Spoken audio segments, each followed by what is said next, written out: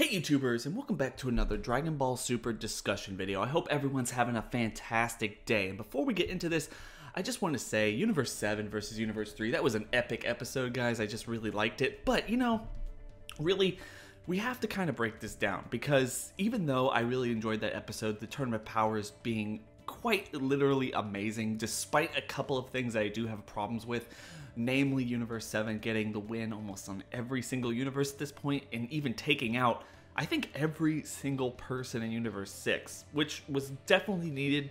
I think it was just an emotional moment, an emotional universe for them to go up against, but I would really like for any other universe to take out any other universe. But with that being said, we had a great fight between Universe 7 with 17, 18, Frieza, Gohan, Goku, and Vegeta, the last 6 members of Universe 7 going up against the last couple members of Universe 3.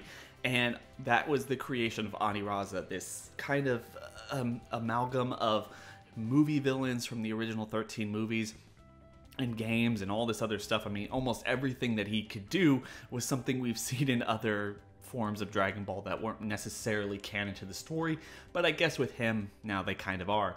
There's one thing, though, that was just kind of clawing at me, and I want to just kind of say this. I think, and I've kind of mentioned this before, really, I do think that we need to stop listening to Whis when it comes to what he's talking about or the way that he expresses what's going on in the tournament and how things are really kind of shaping up. Because, let's be clear, he kind of said that Aniraza was going to eat Android 18 and all the other people in Universe 7 because he couldn't actually take them out one by one. Maybe he wasn't fast enough, maybe anything else like that. To me, that's a little weird, right? Like, wouldn't that eliminate him?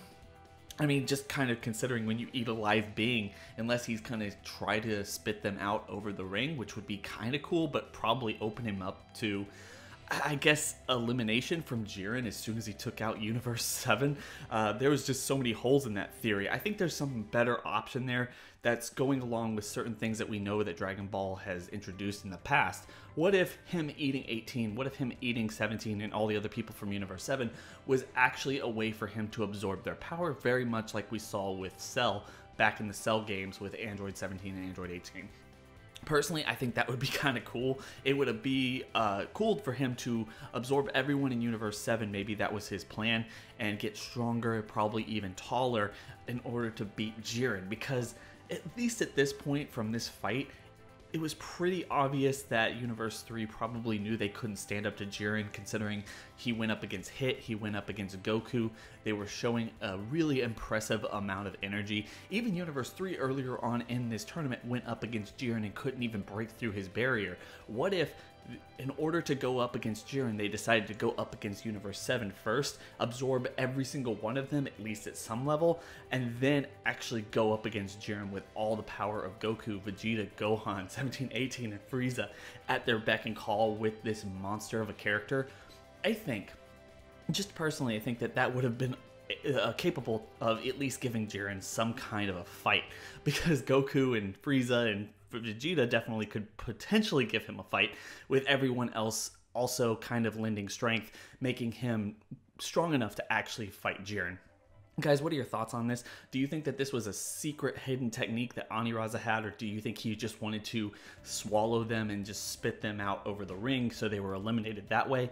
Because at least if he's quote-unquote eating them, I really think that that would have disqualified him, because at some point somebody out there is going to, bite the dust, and then because of that you break the rules and you're no longer allowed to fight in the Tournament of Power. But this would have been a really cool way to have him actually gain strength and a strategy for going up against Universe 7 before going up against Universe 11, considering the fact that Universe 7 does have a lot more members, but Jiren has just shown himself to be an absolute monster on the field, and when you're at your peak strength, if you can't get any stronger, I would have gone up against him, because at least Universe 7 has been exhausting themselves throughout this entire tournament. They're not going to have enough time to rest over the next couple of minutes. I would have done that, but I mean, really up in the air. Honestly, I think you could say, as cool as this episode was, probably Aniraza was a little bit of a waste, considering the huge impact that he could have had sometime earlier in this tournament. Guys, what are your thoughts on this? Share them in the comment section below. I hope everyone's having a fantastic day. Don't forget to like, comment, and subscribe. Hit that bell over by the subscriber button. That's going to notify you every single time I upload. And with that being said, I hope everyone has a fantastic day. Share this video out to all your friends. It's been real.